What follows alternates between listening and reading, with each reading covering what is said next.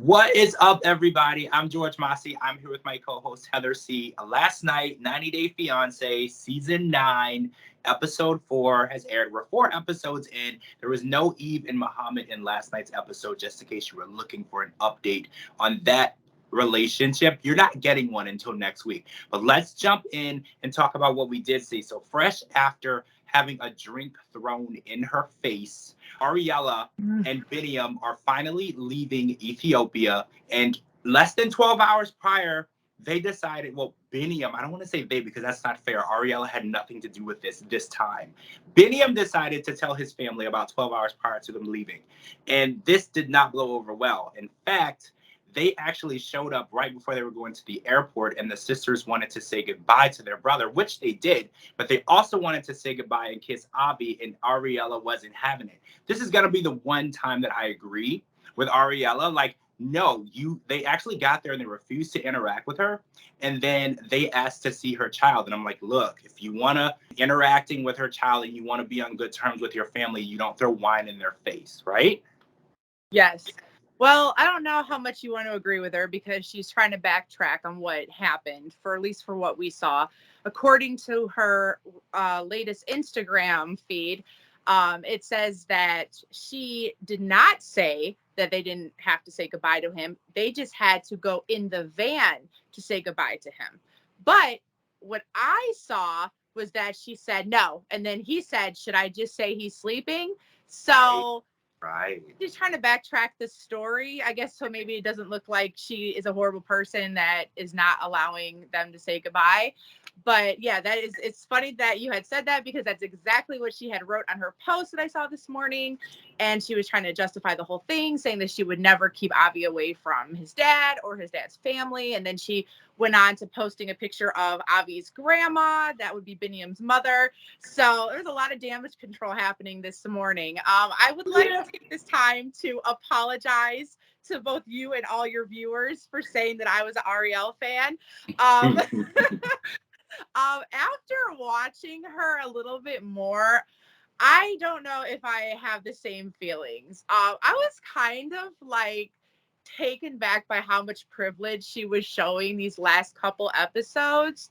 I really wanted to like her. I really did. Like in our past seasons, I wasn't hating her, and then I still don't think she deserved to have the drink thrown in her face.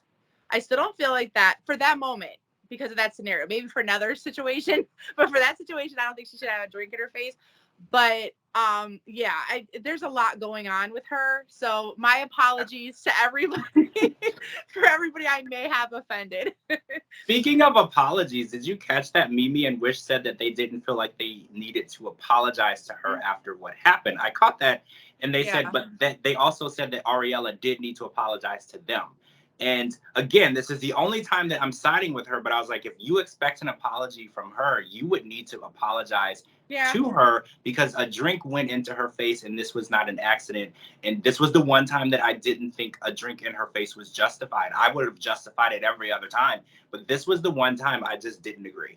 Exactly. I mean, they should have just sat down and been adults with it. And since they knew they were leaving, they should have just took the time to let bygones be bygones and just move forward. She could have started her new journey back in the U.S. with Biniam and Avi, and the sisters could have went back to their lives. And at least they would have left on a sour note.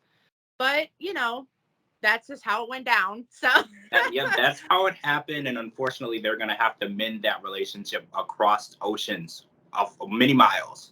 So I want to talk about a wholesome moment that happened last night. We don't get a lot of wholesome moments. So, Well, first of all, there was an extremely awkward conversation and cringy recap of Kobe and Emily's night together. And we actually, unfortunately, got to see Kobe walking around the hotel room in his tighty whities, which no one really, I don't want to say no one asked for. Maybe there are some women who did ask for that, but I didn't ask for that. That was a lot. That was a lot. That was a lot for an opening scene. Yes.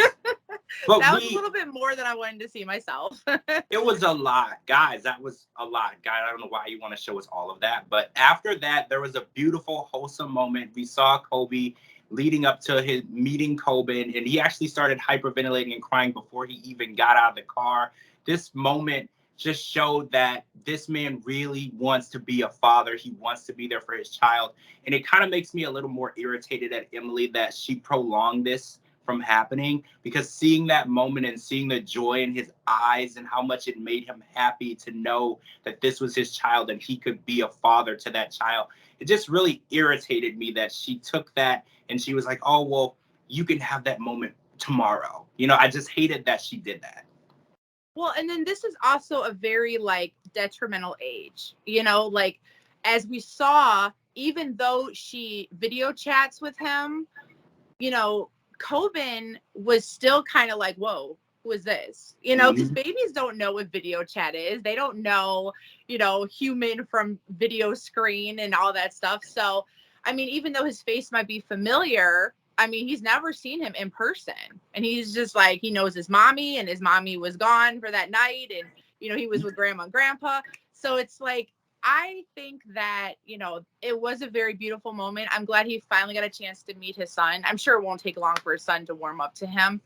I do wish that they, like we mentioned it on the last podcast, that she would have went about things differently. Maybe, you know, took him to see the son first, then had their night, you know, together. That would have made a little bit more sense. But I mean, he said he enjoyed himself. So, you know. He did say, I don't regret the night or whatever. He did say that. So I just know that when I saw that moment, 17 months too long for that moment to happen. So that additional 24 hours just made it worse. So again, I'm glad it happened. Congrats, Kobe, on meeting your son, Coleman. He's beautiful, and I hope you guys are doing well. All right, so I want to jump over and talk about Patrick and Thais. So we're meeting our final and newest couple of this season. We've met everyone so far, and I like to go through first impressions. So we know Patrick is a bodybuilder. He's 31. He's from Austin, Texas. He's been married before, and he was visiting his father in Brazil. And that's where he turned on his location on his dating app. And that's how he met Thais, who is a beautiful Brazilian woman who has kind of a insecure streak because she's doing a little bit of the Jasmine report and turn on your location and tell me where you are and verify what you're doing. So that always makes me wonder, but I do like to give credit though, when you're living across oceans from people, trust isn't necessarily something you're going to have right away because she can't see what he's doing. She can only know where he is and what he says. So it could be possible because Patrick said, oh, well, by when she gets here, we won't be doing this and my location will be turned off. So I do want to give her the benefit of a doubt. But what is your first impression of the couple? Well, I don't know. I need to be a little bit more convinced on them. I'm not saying that they don't have chemistry or they don't love each other. First of all, let me say that I don't understand the whole location thing. Like, not to sound like a devious minded person, but if one person is in America and the other person is in another country, wherever, who's to say they're not like, hey, bro, here's my phone. Keep this location on. If she text for me. Like, you know what I mean? Like, yeah, that's true.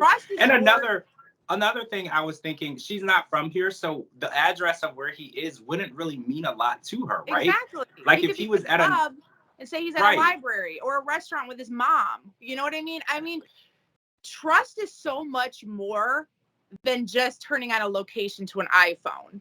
So that's why I said, not to sound like I said a devious minded person, but it's like, there's so many different things that people can do. You either trust a person or you don't.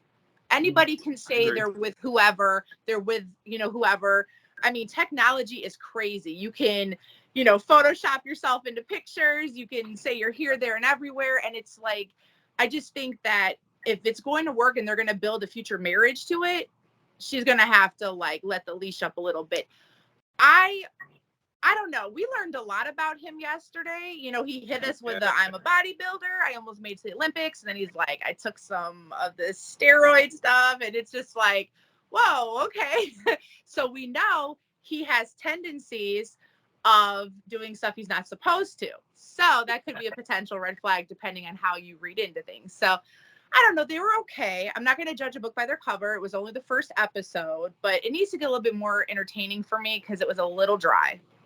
Just saying. Yeah, I felt that way too. You know, we met his brother John, who he lives with the Boston accent, but they're He was living in cool. Austin, Texas. I liked his accent. Yeah, I That was liked cool. his brother, and we got to see Thais on the video call, and she's very possessive. She's already started to take ownership of the house, and she's already saying there can't be parties. And you know, we've seen this. You know, they move in and they tell the person, your roommate, to get out, and we've seen this happen over and over. So I'm wondering how that's going to be. But one thing that stood out to me about Patrick was he didn't proposed to Thais until after 11 months and several trips. So he actually has spent time with her.